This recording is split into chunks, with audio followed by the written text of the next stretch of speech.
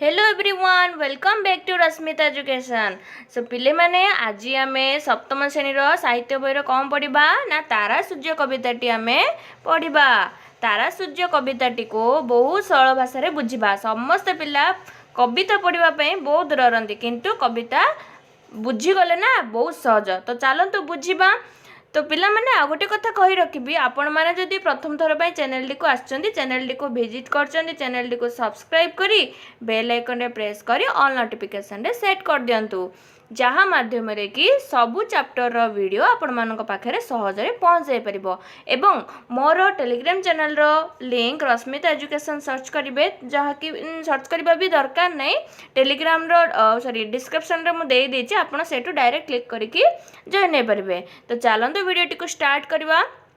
वीडियोटी शेष पर्यटन देखो बोले बहुत बढ़िया लगे। तारा सूर्य कविताटी पढ़ा आम देख तारा ओ सूर्य। अच्छा ये कवि किए आमर ना गंगाधर मेहर। अच्छा पिले गंगाधर मेहर पट्टचित्र देखा आम। गंगाधर मेहर देखो ए होचंदी आमर गंगाधर मेहर जहाँ को कि कौन उपाधि मिली स्वभाव कवि। कौन स्वभाव कवि होचंदी आमर गंगाधर मेहर। मन रहिला बिले ए होचंती आमर गंगाधर मेहर। आंक विषय रे आज आम किछि कवि परिचय जानिबा। तो देख कवि परिचय रे कौन रहिला पिले माने देख गंगाधर मेहर स्वभाव कवि गंगाधर मेहर बरगड़ जिला बरपाली ग्राम रे जन्मग्रहण करथिले। अच्छा पिला माने प्रथमे मन रख गंगाधर मेहर को केउ उपाधि बा केउ कवि कहा जाउतला ना स्वभाव कवि होचंती जे कि हमर गंगाधर मेहर। से केउ जिल्ला रे जन्मग्रहण करथिले बरगड़ जिल्लार बरपाली ग्राम रे से जन्मग्रहण करथिले। चल आगो को पढ़िबा।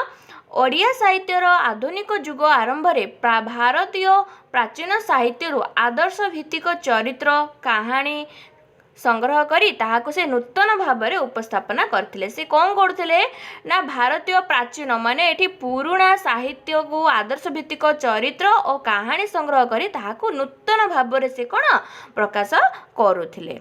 देख आम चारि पाखरे थिबा प्रकृति को जीवंत भाव में वर्णना करी से अनन्य प्रतिभार उदाहरण सृष्टि करचंती। आम चतुर्पार्श्वे प्रकृति को से कौन जीवंत भाव में एमिति वर्णना करचंती से कविताटा पढ़िले माने कौन आमको जीवंत भली भल लगे। देख सेथि पई तांको प्रकृति कवि बोली मध्य कुहा जाए। अच्छा पिले एठी मन रख स्वभाव कवि काहाको कुहा जाए ना गंगाधर मेहर को तांको ही प्रकृत कवि बोली कुहा जाए। नेक्स्ट देखिबे पिले कौन अछि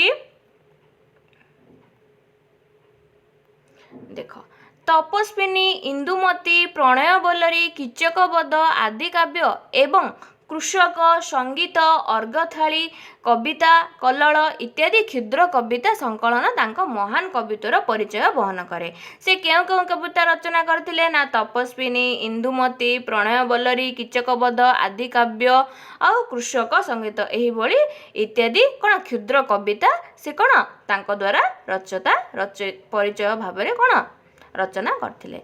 देख मातृभाषा मातृभूमि को भल पाउथिबा एही कवि आधुनिक कालर उच्च शिक्षा पाई नथिले मध्य तांको रचना गुड़िक काल काल धरी आमको उन्नत शिक्षा प्रदान करुछि।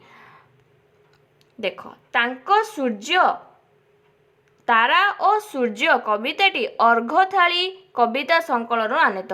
तुमको क्वेश्चन पचारिबो ना तारा सूर्य जो कविताटी अच्छी से केउ कविता संकलन आनीत। तो आपण माने उत्तर कौन देबे ना अर्घ्यथाली। पिले बुझी पाले ना एथिरे कवि विदेशी शासन को लक्ष्य करी आम सूर्य आम पई सबुठु उज्जवल बोली स्वाभिमानर वार्ता प्रदान करिसंती। देख तारा सूर्य कवितारे कौन रचना करचंदी कवि ना आम सूर्य आम पई सबुठु उज्जवल बोली स्वाभिमानर कौन वार्ता प्रदान करिसंती। तो चलो एबे कविताटी पठन करिबा। हे तारकागण किंपा दिश सान सान तुमे परा अछ केते रवि रश्मि मान। हे तारकागण बहुत गुड़िक तारका को कौन एठी तारकागण बोली कहा जायछि। किंपा माने काहींकी, दिश माने देखा जाओ सान सान। हे तारका माने तमे कौन पई एते छोट छोट देखा जाउछ। तुमे परा अछ केते रवि रश्मि मान। रविर अर्थ कौन बिले? रविर अर्थ होछि सूर्य। सूर्यर केतरी प्रतिशब्द जदि कहबा पई तुम कहबो से कहबो रवि ना कौन? रवि कहब, भास्कर कहब, एगुड़ाक होछि कौन? सूर्यर प्रतिशब्द बा अन्य एक शब्द। तुमे परा अछ केते रवि रश्मि मान अर्थात तमे तारका माने कहा आलोकरे आलोकित हुअन्ति? सूर्यंकर आलोकरे आलोकित होइथांती। एठी कौन कहा जायछि द्वितीय भाग रे? दिवसे न दिशि किंपा रजनी रे दिश प्रभाकर होई तुम्भ मने भय किस। से कहउचंती दिन रे देखा जाउन काहेकि राति रे ही देखा जाओ। दिवसे अर्थात कौन हेजिबो एठी? दिन। एठी कौन?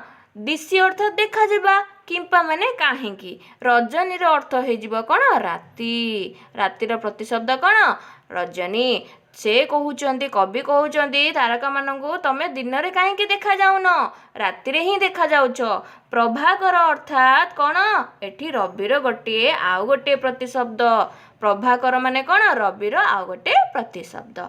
आमे सूर्यंकु रवि माने कौन? सूर्य। सूर्य को एठी कौन? प्रभाकर रवि बोली संबोधन करा जायछि। हई तुम्भे मने भय किस। तमे गोटे गोटे सूर्य होई किना काहेकि भय करूछ। तापरे तृतीय भाग कौन लिखिला? जानिली जानिली तुम्भे तुमे सूर्य अठ सत। मु जानिछि तुमे सूर्य बोली सत आलोकित करूअछ निजर जगत। देख सूर्य होउछंती कौन पिले? आमर सकल प्राणींकर आहार बोली आमे कहथान। देखंतु जदि सूर्य जदि हमको आलोक प्रदान न करिबे ताहले हमर केते क्षति हे जिवो। तो सूर्य को कौन एठी कौन कह जायछि? जानिली जानिली तुमे सूर्य अट सत आलोकित करूअछ निजर जगत। से सूर्य कौन करछंती? तांको निजर जगत को निजे आलोकित करूछंती। आंभ भास्कर को तुम्भ राज्य लोक सारा बोलुछंती गगनर क्षुद्र आकातरा। जेमिति आमे कौन कहछु? भास्कर माने एठी कौन जे? सूर्य। तुम्भ राज्य लोक जेमिति तुमको भास्कर बोली कहउछंती सेही परी गगनर क्षुद्र एक तारा। सेही परी कौन? गगन माने होछि आकाश, आकाशर गोटे छोट तारा बोली से माने भाबुछंती। नेक्स्ट देखिबा तुम्भे राज्य तुम्भ आगे आंभर भास्कर। तुम्भ राज्य तुम्भ आगे आंभर भास्कर। तुमे तुम राज्यर सिना किंतु तमे होच आमर सूर्य। न दिशंती तेणु दिने न हुओ भास्वर। भास्वर अर्थ कौन? उज्ज्वल। से कहउचंती तुम राज्य तुम्भे आगे आंभर भास्कर। आमर होच भास्कर। भास्कर माने कौन? सूर्य। न दिशंती तेणु दिने न हुओ भास्वर। भास्वर माने कौन? एठी उज्ज्वल। नेक्स्ट स्टेप रे कौन लिखा है पिले देखिबा। जाहाकू जेमंते दिसे तेमंते से भासे। जाहाकू तेमन से जेमंते, जाहाकू जेमंते, जेमंते माने कौन हे जिवो? जेमिति। दिसे माने अर्थ देखिबा। तेमंत से भासे। जाहाकू ताहाकू, तेमंत अर्थ कौन? ताहाकू जे जेमिति देखिला ताकू सेमिति कौन? पसंद आसिला। भाष्य हे जिवो। से कथारे महतंक की जाए कि आसे। जे जहा कहूची कहू सेथिरे हमर कौन जाए आसची। एमिति जाए कि आसे बोले एठी कवि वर्णना करिसंती। तापरे से आ गोटे धाड़ी देखिबा कौन लिखा है? तुम्भे राज्य दियो तुम्भे प्रचुर किरण तेणु सेइठारे थिबो तुम्भ रविपण। एठी तारका मानकु कौन कहा जायछि कवि? तुम्भ राज्य रे तुम्भ दियो, तमे तम राज्य रे कौन? प्रचुर किरण दियो तेणु सेइठारे तुम्भर रविपण रहिछि। अर्थात कौन? रविपण अर्थात सूर्यंकर द्वारा से माने आलोकित हुअन्ति एवं से तांकर जगत को आलोकित करिथांती सेहीपरि तांकर रविपण रहिछि बोली कहिसंती। आंभ राज्ये आंभ रवि करे तम क्षय। देखो आंभ माने आमर राज्य रे आंभ माने आमर रवि रवि अर्थात कौन सूर्य आंभ राज्य रे कौन सूर्य आमर कौन तम अर्थात कौन अंधकार क्षय। आम राज्य रे सूर्य कौन करती अंधकार को हटाई आलोक प्रदान करिथांती। एणु आंभे चाहू थाऊ तांकर उदय। राति पाई सकाळ ହେଲା କ୍ଷଣି ଆମେ कौन सूर्यंकर आलोक को चाहिए बसी थाऊ हाँ ना नहीं पिले माने। तो एठी कौन कहते कवि आंभ राज्य आंभ रवि करे तम क्षय। आम राज्य रे आमर अंधकार को क्षय किए करुचंती रवि माने होचंती सूर्य। सूर्य आमर कौन करती अंधकार को क्षय करिकी आमको आलोक प्रदान करती। एणु आंभे चाहू थाऊ तांकर उदय आमे चातक उपरे चाहिकी रहिथिबा सूर्यर किरण टिके पाइबा पाए। आ गोटे धाड़ी कौन लिखिचंती तुम्भे जेते बड़ हेले आंभर की लाभ आंभ तम नासिबाकू नाही तो प्रभाव। तारका मानको कहउचंती तुमे जेते बड़ हेले मध्य कौन लाभ किंतु आमर अंधकार को तमे कौन दूर करि परिबो नाही किछि भी प्रभाव पड़िबो नाही बोली कहिचंती। जे जाहार हित करे न नेले ता नाम आंभ देशे कहू ताकू निमक हाराम।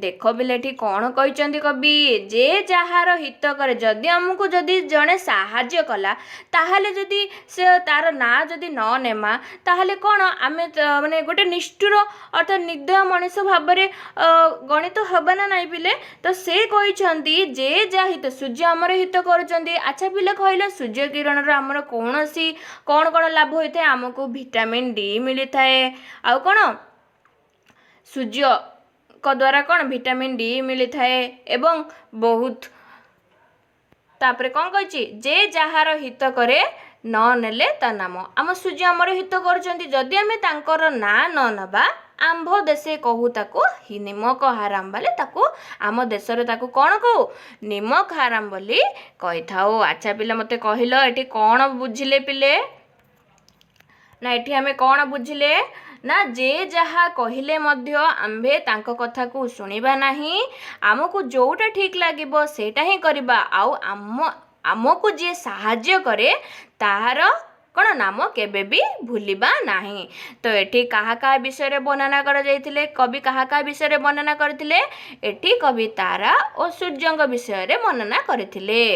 तो पिला माने तारा और सूर्य पद्यटी आपण मानको बुझी जाइथिबो एवं जदि आपण मानको भल लागिला वीडियोटा आपण माने समस्त सांग मानक सहित शेयर करंतु। वीडियोटी भल लागिले पसंद लाइक भी करंतु सांग मानक सहित शेयर करंतु। Thank you for watching.